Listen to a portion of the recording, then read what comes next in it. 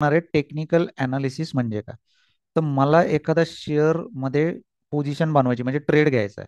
तर मला सगळ्यात पहिले हे आयडेंटिफाय करावं लागतं की हा जो माझा शेअर आहे हा वरती जाऊ शकतो की खाली जाऊ शकतो, याचा ट्रेंड काय राहील. ठीक आहे. मग हा जर वर जाणार असेल तर मी बाय करेल, खाली जाणार असेल तर शॉर्ट करेल, या पद्धतीने. सो हा वर जाणार आहे की खाली जाणार आहे यासाठी टेक्निकल अनालिसिसचा वापर केला जातो. टेक्निकल अनालिसिस बाय डेफिनेशन जर तुम्ही म्हणाल तर एखाद्या शेअरची प्राइस म्हणजे किंमत आणि व्हॉल्यूम यांचा वेगवेगळ्या फॉर्म्युलांनी अभ्यास करू आपण फोरकास्टिंग करतो. ठीक आहे. फोरकास्टिंग म्हणजे अंदाज वर्तवणे. तिने एखाद्या स्टॉकची किंमत काय आहे, वर जाते की खाली जाते, त्याच्यामध्ये व्हॉल्यूम वाढतोय की कमी होतोय, याला वेगवेगळे फॉर्म्युलेज लावून अभ्यास केला जातो आणि त्याच्यावरून आपण एक फोरकास्टिंग करतो की हा शेअरची किंमत भविष्यात वर जाऊ शकते की खाली जाऊ शकते. आणि याचा वापर मग आपण ट्रेडिंगसाठी करतो. टेक्निकल अनालिसिस हे फक्त ट्रेडिंगसाठी वापरायचं असतं, लॉंग टर्म इन्व्हेस्टमेंटसाठी वापरायचं नाही. तिथे तुम्हाला पहिलं प्राधान्य येतं कंपनीच्या फंडामेंटल्सला, व्हॅल्युएशन्सला. जसं प्रत्येक गोष्टीला काही नियम असतात, गणितामध्ये गुणाकार भागाकार बेरीज वजाबाकी करताना काही नियम असतात, त्या पद्धतीनंच टेक्निकल अनालिसिसमध्ये पण काही अजम्पशन तुम्हाला लक्षात ठेवून काम करायचं असतं. म्हणजे यामध्ये सगळ्यात पहिलं गोष्ट येते मार्केट डिस्काउंट्स एव्हरीथिंग. याचा अर्थ असा आहे की एखादी गोष्ट भविष्यात होणार आहे तर मार्केट तिला ऑलरेडी त्यानुसार प्राइस करतं. ओके. म्हणजे असं गृहीत धरू की एअरटेल आणि जिओनी त्यांच्या रिचार्जच्या किमती वाढवल्या, यांनी त्यांचं प्रॉफिट वाढेल, रेव्हेन्यू वाढेल. बरोबर आहे. मग जशी न्यूज येते की जिओ आणि एअरटेल त्यांचे रिचार्जच्या किमती वाढवणार, शेअर वाट बघेल का? शेअर मार्केट वाट बघेल का 2 महिने 3 महिने की अरे यांचं प्रॉफिट बघू खरंच वाढलं का कमी झालं?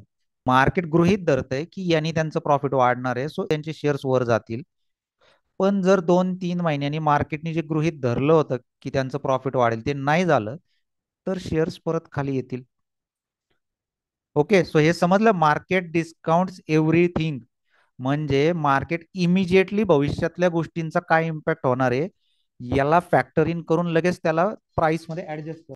मार्केट मूव्स इन ट्रेंड म्हणजे एकदा मार्केटनी जी ट्रेंड असतो म्हणजे दिशा असते, त्या दिशेने जो प्रवास असतो तो दीर्घकाळ चालतो जोपर्यंत काही एक्सटर्नल फॅक्टर त्या दिशेला धक्का देऊन बदलत नाही. याचं एक फिजिक्स मधलं उदाहरण सांगता येईल तर मोमेंटम. एकदा जर एखाद्या गोष्टीला तुम्ही उतारावरून धक्का दिला, समजा आता एक असा उतार आहे, डोंगर आहे, आणि तुम्ही इथून एक बॉल असा टाकला, तर हा बॉल खाली कंटिन्यू येत राहू शकतो. बरोबर आहे का? फिजिक्सचा नियम काय आहे की हा डोंगर आहे, समजा डोंगराच्या उतारावरून जर तुम्ही हा बॉल खाली सोडला तर त्याचं जे मोमेंटम खालच्या दिशेला आहे ते तसंच चालू राहणार, अनलेस तुम्ही इथं एखादं स्पीड ब्रेकर लावताय. सो तो याच्यावर येऊन आदळून वर जाईल. सेम पद्धतीनं मार्केट एकदा जेव्हा ट्रेंड पकडतं तर त्या काळ ट्रेंडमध्ये तो प्रदीर्घ काळ राहू शकतं जोपर्यंत एक्सटर्नल न्यूज किंवा फंडामेंटल्स चेंज होत नाहीत. ठीक आहे. आणि तिसरं, हिस्ट्री रिपीट इटसेल्फ. याचा अर्थ मार्केटमध्ये जे या आधी इतिहासात झालंय ते पुन्हा होण्याची शक्यता असते. आता एक उदाहरण सांगतो. 2004 ते 2009 मार्केटने एक 2004ला ब्रेकआउट दिलता शेअर मार्केटने आपल्या. तो ब्रेकआउट 2004ला झाल्यावर 2004 ते 2009 मार्केट 300% अप गेलं, म्हणजे 300% रिटर्न मार्केटने दिला. आणि त्यानंतर 50%चं करेक्शन आलं. ओके. हा 2009चा जो ब्रेकआउट आहे, या 2009च्या ब्रेकआउटला मार्केटने 2014 मध्ये क्रॉस केलं आणि इथून 2014 ते 2024 पुन्हा 300% रिटर्न दिला. ठीक आहे. मग आता जर सेम 300% रिटर्नवर 50% करेक्शन आलं तर 2014 ते 2024 पुन्हा 300% रिटर्न आहे. आता जर करेक्शन आलं तर ते किती येऊ शकतं? विचार करा आणि मला सांगा. इतिहासात असं झालं होतं की ब्रेकआउट आला, तिथून 300%चा रिटर्न मार्केटने दिला, त्यानंतर मार्केटला 50% खाली आलं. आता सेम कंडिशन आहे, 2009चा जो हाय आहे तो मार्केटने 2014 मध्ये ब्रेक केला आणि तिथून 300% रिटर्न दिलाय, त्याच्यापेक्षा जास्त दिलाय. तर आता जर करेक्शन आलं तर इथून टॉप पासून 50% करेक्शन येऊ शकतं. लोक 10%लाच रडायला लागलेत. आताशी तर 10% करेक्शन झालंय, बरोबर आहे. तर हिस्ट्री रिपीट्स इटसेल्फ, जे याच्या आधी झालं ते आता पुन्हा होऊ शकतं. हा टेक्निकल अनालिसिस मधलं एक अजम्पशन आहे. समजा दुसरं की मागच्या वेळेस मुव्हिंग ॲव्हरेजच्या वर गेलं होतं, क्रॉस ओव्हर झालता इथे आणि त्यानंतर शेअर रॉकेट झाला. तर आता यावेळेस पुन्हा जर तो खाली आला आणि मुव्हिंग ॲव्हरेजला क्रॉस केलं तर यावेळेस सुद्धा तो वर जाईल. म्हणजे मागच्या वेळेस माझ्या स्ट्रॅटेजीने जसं काम केलं तर तसंच ती भविष्यातही करेल, हे एक अजम्पशन असतं आणि याच्यावर ट्रेडिंग चालते. ओके, सो मी तुम्हाला ट्रेडिंगचे अजम्पशन पण सांगितले.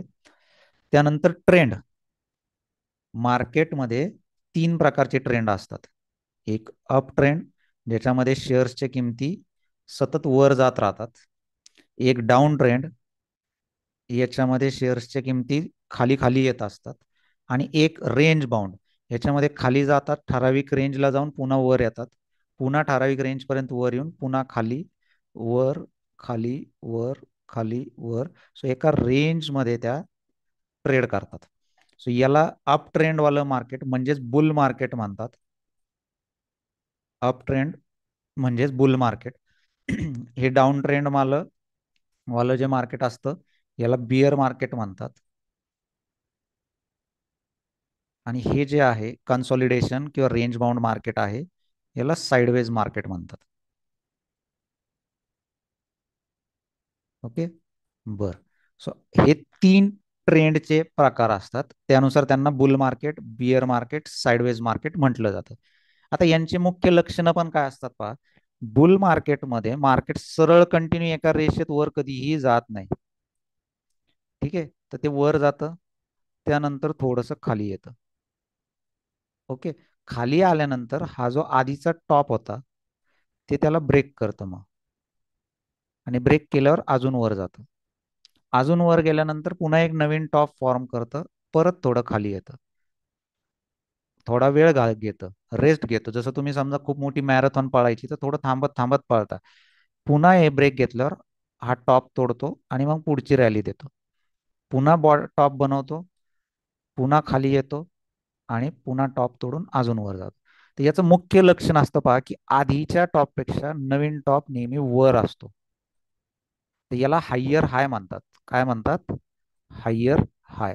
सो आधीच्या टॉपपेक्षा मार्केट जो नवीन टॉप बनवत आहे तो नेहमी वर आहे. आणि जर तुम्ही बघताल की हा जो पहिला लो बनवला होता त्याच्यापेक्षा फ्रेश लो वर आहे, त्याच्यापेक्षा फ्रेश लो वर आहे, त्याच्यापेक्षा इथे जो लो बनेल तो वर आहे. सो याला हायर लो म्हणतात, की पहिल्यापेक्षा दुसरा लो वरती आहे, पहिल्यापेक्षा दुसरा लो वर आहे, दुसऱ्यापेक्षा तिसरा लो वर आहे, तिसऱ्यापेक्षा चौथा लो वर आहे. सो हे जे लोज आहेत हे वरच्या दिशेला शिफ्ट होत राहतात. तर याला म्हणतात बुल मार्केट स्ट्रक्चर. आता ज्या वेळेस हे स्ट्रक्चर ब्रेक होतं त्याला ब्रेक ऑफ स्ट्रक्चर म्हणतात. उदाहरणार्थ, आता मार्केट इथं वर जात होतं, इथे आयडियली थांबायला पाहिजे होतं या हायच्या आधीच, पण ते खाली आलं आलं आलं आलं आणि या लोला पण तोडलं आणि मग इथे फक्त एक रेजिस्टन्स घेण्याचा प्रयत्न, ब्रेक करण्याचा प्रयत्न केला, पण पुन्हा खाली गेलं. तर हे जे झालंय याला म्हणतात ब्रेक ऑफ स्ट्रक्चर. समजतंय का सगळ्यांना? बुल मार्केटचं एक प्रायमरी फंक्शन काय आहे की हाय जो असतो तो वरती वरती शिफ्ट होतो, लो पण वरती वरती शिफ्ट होतो. ज्या वेळेस आधीच्या हाय पेक्षाही मार्केट खाली येतं आणि त्या हायच्या खालचा लो पण तोडतं, तर इथे झालं आपलं ब्रेक ऑफ स्ट्रक्चर. आता हे मार्केट बुल मार्केट म्हणता येईल का? इथे जो ब्रेक ऑफ स्ट्रक्चर झालाय यानंतर याला बुल मार्केट म्हणता येईल का? कारण ऑलरेडी त्याने हा लो पण तोडला, तर आता याचा बुल मार्केटचं हे संपलं. सो आता तुम्हाला पुन्हा इथून नवीन या हायला जोपर्यंत तो ब्रेक करत नाही तोपर्यंत तुम्ही त्याला मग बुल मार्केट रिझ्यूम झालं म्हणू शकत नाही. ओके. बर. याच्यामध्ये हे जे खाली छोट्याशा मुवमेंट येतात, ह्या ज्या छोट्या छोट्या मुवमेंट येतात यांना पुल बॅक यांना पुल बॅक किंवा रिट्रेसमेंट किंवा करेक्शन, तुम्ही तिन्हीपैकी काहीही नाव देऊ शकता. Okay. Pull back, retracement, correction one and same आहेत, की बाबा हे वर चाललं होतं, याला पुल बॅक केलं, मागं आलं, किंवा ही रिट्रेसमेंट आली, किंवा हे करेक्शन आलं. तिन्ही नावं आणि याचा अर्थ जवळपास सारखाच आहे, फक्त लोक ते वेगवेगळ्या याने वापरतात. ओके.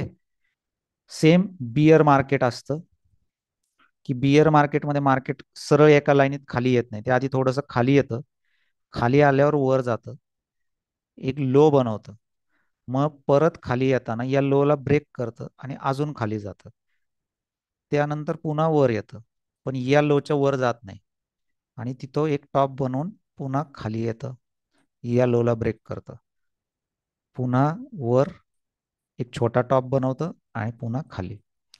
सो सेम बुल मार्केटच्या अपोजिट स्ट्रक्चर तुम्हाला, म्हणजे आरशातली उलटी प्रतिमा तुम्हाला इथं बघायला मिळते, की हा पहिला हाय होता, त्याच्यापेक्षा दुसरा हाय खाली आला, त्याच्यापेक्षा तिसरा हाय अजून खाली आला, त्याच्यापेक्षा चौथा हाय अजून खाली आला, हा पहिला लो होता, त्याच्यापेक्षा दुसरा लो अजून खाली आला, तिसरा लो अजून खाली आला, चौथा लो अजून खाली आला.